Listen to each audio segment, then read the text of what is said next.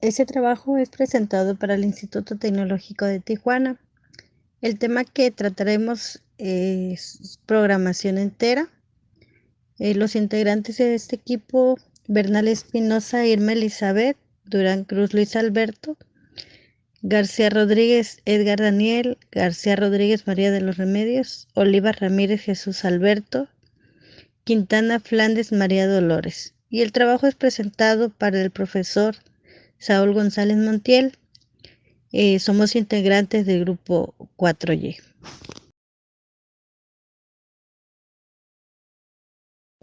En este tema veremos un ejercicio el cual nos dice que una empresa produce dos tipos de mesas, una estilo colonial y otra estilo nórdico.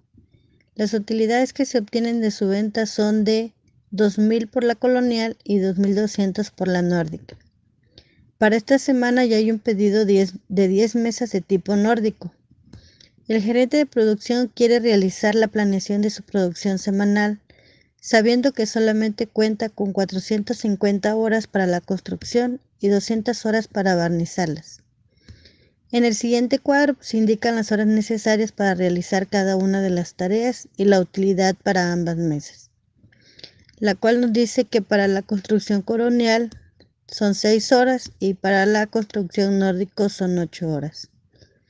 Para el barnizado colonial 5 horas y para el barnizado nórdico 2 horas.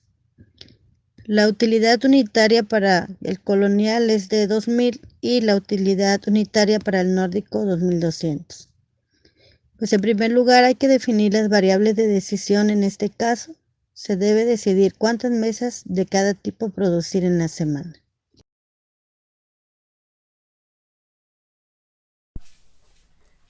Una vez establecido el problema, procederemos a determinar las variables de decisión. Tenemos que Z vamos a maximizarla y sería 2000, nos quedaría como la variable de decisión x1 más 2200 x2 que nos quedaría como la variable de decisión 2. Estos estarían sujetos a las siguientes restricciones. Serían x2 mayor o igual a 10, 6x1 más 8x2 menor o igual a 450, 5x1 más 2x2 menor o igual a 200. Y todo esto tiene que ser tanto en x1 como en x2 mayor o igual a 0 para que podamos hacer la solución. Ahora vamos a agrupar las variables para volver las desigualdades en igualdades. Para esto vamos a expresar la función objetivo como el sistema de restricciones en términos de las nuevas variables independientes. Entonces tendríamos que z nos quedaría 2000 x1 más 2200 x2 más 0 S1 más 0 H1 más 0 H2 más 0 H3. Estas variables de holgura se agregan para que las desigualdades se hagan igualdades y nos quedaría que estas variables que estamos agregando tienen que ser mayores o iguales a 0. Por eso se les otorga un valor de 0 para que no nos altere la función objetivo original. Una vez teniendo en claro esto, vamos a pasar a realizar la elaboración de la tabla simplex. Para esto necesitamos hacer el vaciado de estas funciones que ya hemos establecido. En la tabla tenemos, en la tabla número 1 tenemos como base la H3, H1 y H2 y Z. Para esto introducimos los valores que ya tenemos en X1, X2, S1, H1, H2 y H3 en las respectivas columnas. Para este análisis y para pasar a la siguiente tabla simplex, vamos a seleccionar la fila pivote que sería la X1H3 y vamos a tomar todo lo que es la fila y la vamos a dividir entre el 1 que es el que nos determina la fila pivote. Con esto obtenemos los datos que van a conformar lo que sería en la tabla 2 el X número 2 que vendría a sustituir H3. En la cuestión de la fila 2 vamos a tomar todos los valores de la fila 2 y le vamos a restar la multiplicación de 8, que es el dígito que está en X2, por todos los dígitos que corresponden en la fila número 1 y con esto obtendremos los resultados que vendrían a sustituir en H1 en la fila número 2. Para la fila número 3 tendríamos todo lo que es la fila número 3 menos la multiplicación de 2, que sería el valor de x2, por la multiplicación de todo lo que serían los valores que contiene la fila 1, y esto nos daría los valores que colocaríamos ahora en H2 en la tabla número 2. Para poner los valores de z vamos a recurrir a tomar los datos de la fila 1 y le vamos a restar la multiplicación de los valores de la fila 1 por los valores de la fila 1, y esto nos va a dar los valores que van a ir en z en la tabla x2. Como z nos da un valor de 0, necesitamos aplicar lo que sería la segunda fase. Para esto vamos a necesitar comenzar una vez más con la tabla 1, y para determinar los valores de la línea de z y comenzar otra vez, necesitaríamos restar los valores que están contenidos en la fila 1 más los valores que contiene 2200 más los valores de la fila 1 más los valores de la fila 1 otra vez más los valores de la H1 más la multiplicación de la fila H1 por la fila H2. Todas estas operaciones nos van a dar los nuevos valores de z que nos van a ayudar a continuar con el ejercicio.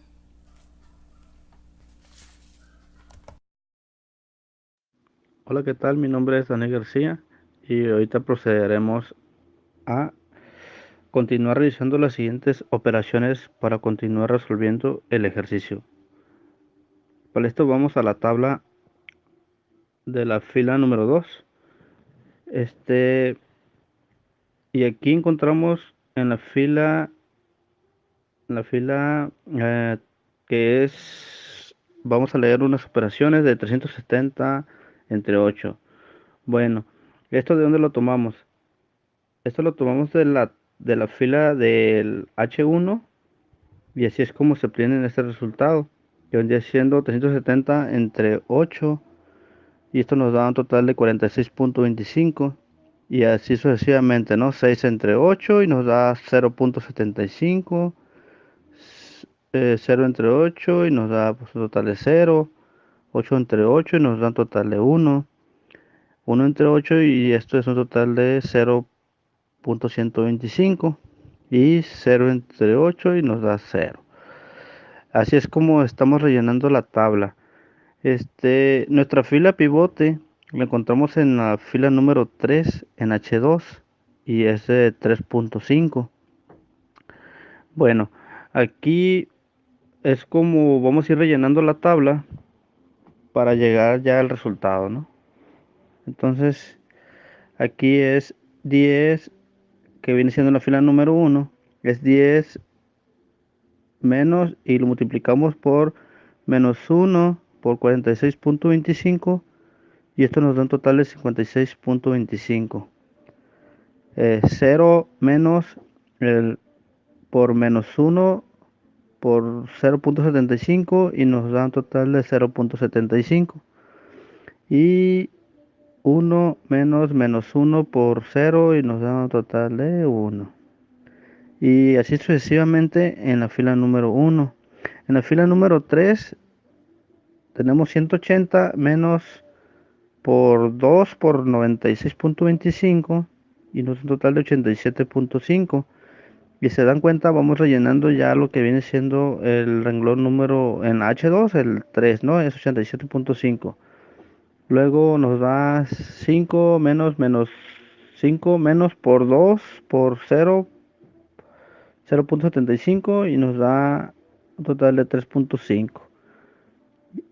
Y así mismo vamos a seguir rellenando la fila número 3. En la fila número 7 encontramos el 22.000, y que es menos por menos 2, menos 22.000, perdón, por 46.25, y esto nos da un total de 123.750, que eso viene quedando ya en la fila de números de la z, nuestra variable, y menos 2000 por menos 2200 y por 0.75, y esto nos da un total de menos 350. 0 menos 22.000, no, 2200, perdón, por 0 y nos da un total de 0. Y menos 2200 por menos 2200 por 1 y nos da 0. Y 0 menos por menos 2200 por 0.125 y nos da 275. Y 0 menos por menos 2200 por 0 y pues es un total de 0. Bueno, esto es parte de cómo fue rellenando la tabla. Por mi parte es todo. Hola, mi nombre es Luis Alberto Durán Cruz y en esta ocasión vamos a explicar la tabla número 3, que es la continuación del ejercicio que mis compañeros ya presentaron anteriormente. En este caso, en la tabla número 3, lo que buscamos es identificar los valores iniciales o la solución inicial para poder resolver el ejercicio. Ok, para esto, tomando la información de la tabla número 2, tenemos que pasar todos los datos de manera correcta a la tabla número 3. Esto lo hacemos utilizando la tabla pivote, que en este caso sería nuestra fila número 3, y eliminar las variables que no utilizamos. En este caso, para hacerlo, el primer paso es identificar los datos o calcular los datos de la fila número 3, que es en este caso la que sería nuestra tabla pivote. Para esto utilizamos los datos de la tabla número 2, en este caso serían 87.5, lo dividimos entre 3.5, que sería nuestro valor pivote anterior, y para esto el resultado nos da 25 para nuestra fila pivote. El siguiente paso sería pues calcular cada uno de los valores de las filas, de la fila, perdón, en este caso sería 3.5 sobre 3.5, que nos daría un valor de 1. Después continuamos con la siguiente fila, en este caso sería 0 sobre 3.5, que nos daría un valor de 0, y pues este se replica en la siguiente fila, en la siguiente columna, perdón. Después tenemos menos 0.25 sobre 3.5, que es nuestro valor pivote anterior, que nos daría un valor de menos 0.07. Y por último, para la columna final tenemos 1 sobre 3.5, que nos daría un valor de 0.28. Una vez teniendo los valores de nuestra fila pivote, lo que tenemos que hacer es calcular los valores de cada una de las filas restantes. Tenemos que utilizar, para calcular esto, tomar la información de la tabla número 2 y utilizar nuestro valor pivote, así como nuestra información de nuestra fila pivote que acabamos de calcular. En este caso, tomando los valores de la tabla 2, tendríamos que para la fila 1 el resultado sería 56.25 menos la multiplicación de nuestro valor pivote por el valor de la fila pivote. En este caso tendríamos que el 56.25 le restaríamos la multiplicación de 0.75 por 25. Esto nos daría un total de 37.5. Y lo mismo replicamos para cada uno de los valores de la fila 1. Para la columna siguiente tendríamos un valor de 0, la siguiente 1, la siguiente 0, la siguiente 0.17 y la última columna sería de 0.21. Replicamos lo que hicimos con la fila número 1 en la fila 2 y en la fila Z. Y pues tendríamos los siguientes valores, que serían 27.5, 0, 0, 1, 0.17, 0.21 para la fila 2. Para la fila Z tendríamos los valores de 132.500, 0, 0, 0, 250 y 100. Una vez teniendo esta información, pues vamos a tomar los valores que resultaron de esta tabla. En este caso, tomando esta información, tendríamos que para el valor de z tendríamos 132.500. El valor de x de x1, como podemos observar, sería 25. Y para el valor de x2 tenemos que es 37.5, esto tomando la información de los resultados, que obtuvimos en la tabla número 3.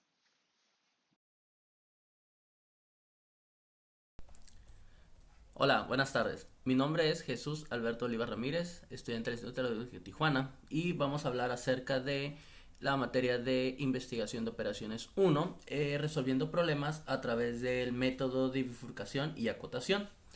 Este método, básicamente dentro de la investigación de operaciones, nos ayuda como un método para resolver problemas de programación lineal entera, el cual también es conocido como branch and bound, son las siglas en inglés para bifurcación y acotación. Básicamente este método se utiliza en muchos problemas de programación lineal donde solamente tiene sentido aquellas soluciones de la región factible en las que todas o por lo menos algunas de las variables de decisión toman valores enteros. En este caso lo llamamos el tipo de programación lineal entera o con las siglas PPLE.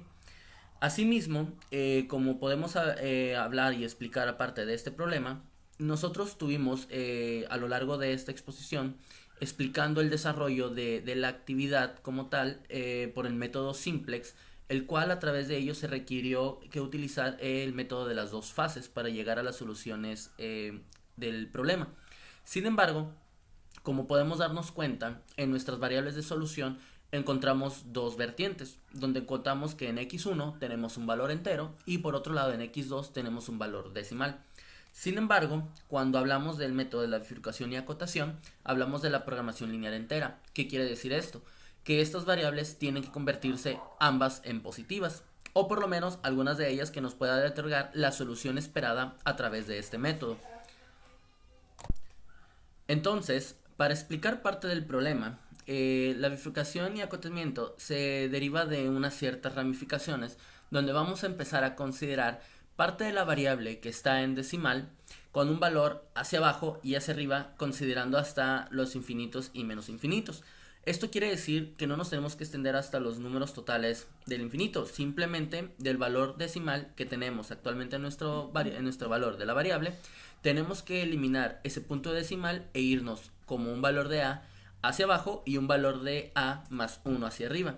Esto quiere decir que para el ejemplo que tenemos actualmente, donde x1 es igual a 25 y x2 es igual a 37.5, consideraremos la ramificación para x2 igual a 37 y para x2 mayor o igual a 38. Entonces, básicamente con esto nosotros estamos considerando dos nuevos problemas, de los cuales tenemos que empezar a aplicar las soluciones previamente que hemos aplicado por el método simplex para llegar a la nueva solución. Esto, una vez vayamos teniendo los resultados, vamos a tener la solución del problema. Sin embargo, tenemos que revisar de nuestra función objetivo o nuestro valor resultante de lo que esperamos como problema se alinee a los requerimientos principales de la ecuación original y del resultado original.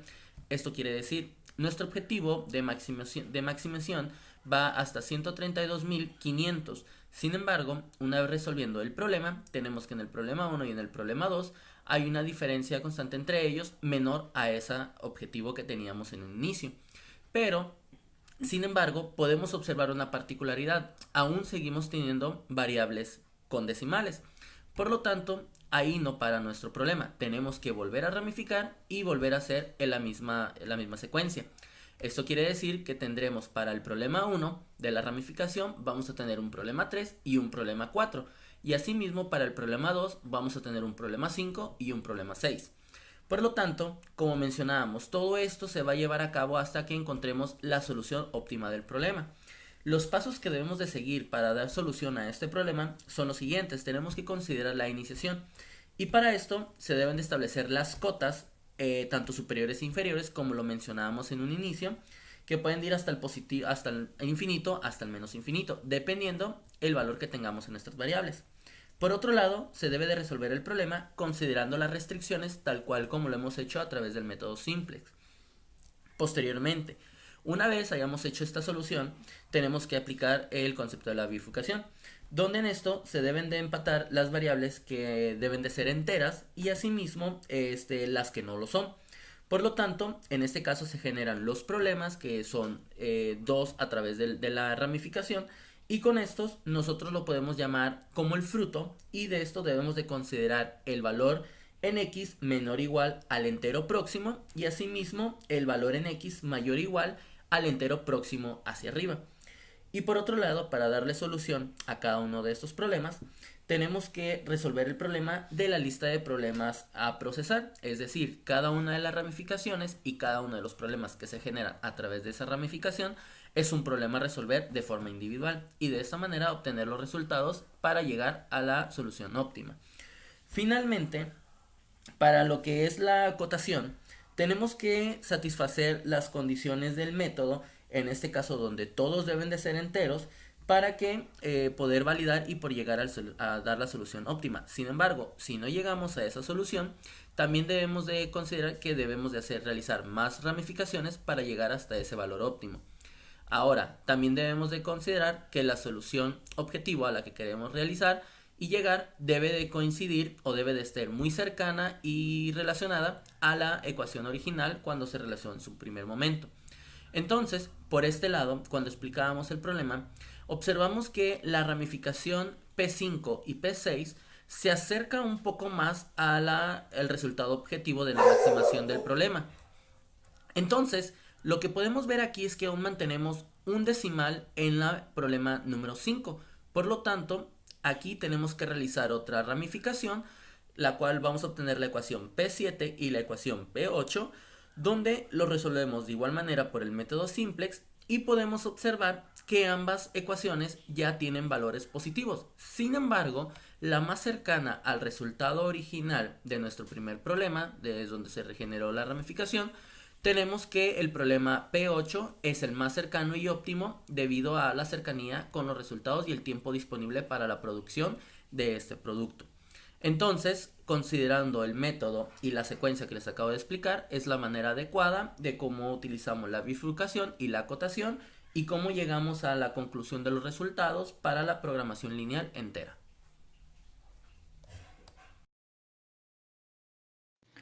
Mi nombre es María Dolores Quintana Flandes. Voy a explicar, una vez que tenemos la obtención de los datos para poder graficar de acuerdo a las variables de decisión, pues como sabemos cada uno de los puntos representa las regiones factibles que optimizan la función objetivo, es decir, la maximización o minimización dependiendo de aquello en lo que estemos interesados. En el caso del método de solución gráfica, pues se tienen que hacer varios pasos. Primero, pues tenemos que graficar las restricciones. En este caso, como las condiciones de no negatividad nos indican que ambas variables deben ser mayores o igual a 0, por lo que el espacio de los puntos que cumplen con las condiciones necesariamente deben de estar en el primer cuadrante. La primera restricción que tenemos es de x2, es mayor o igual a 10, indica que hay que producir al menos 10 mesas de tipo nórdico, pues ya hay un pedido de 10 mesas. Eso lo podemos visualizar aquí mismo en la gráfica, ¿sí? Esta restricción acota la región factible. Todos los puntos pertenecientes al área sombreada cumplen con la primera restricción. Ambas variables son positivas. En este caso, la segunda restricción es no exceder las 450 horas disponibles para la fabricación de ambos tipos de mesas. Entonces, al agregar esta segunda restricción, se reduce la región factible. Solo los puntos que aparecen sombreados representan las posibles soluciones. Esto es las combinaciones del número de mesas tipo colonial y nórdico que pueden ser fabricadas con las 450 horas y que por lo menos haya 10 del estilo nórdico. En este caso, pues esa es una de las restricciones, ¿verdad? En general, cada una de las restricciones, pues acota el área de las posibles soluciones. Y aún así, el número de soluciones posibles, pues pueden ser muchas, ¿verdad? Que pueden ser considerables como variables reales. Hay infinitas soluciones y algunas excepciones que también pueden darse. En este caso, pues nosotros tenemos un resultado en el que en nuestro punto 8, en donde x1 es igual a, en donde x1 es igual a 38, 23, perdón, y x2 es igual a 39, y nuestra máxima utilidad pues es de 131.800, que en este caso pues es el óptimo, ¿no? En esta gráfica pues no es más que la acumulación de todos los puntos obtenidos, y bueno, eso sería en este caso la forma correcta de graficar y encontrar las áreas factibles de acuerdo a las variables de decisión. Gracias.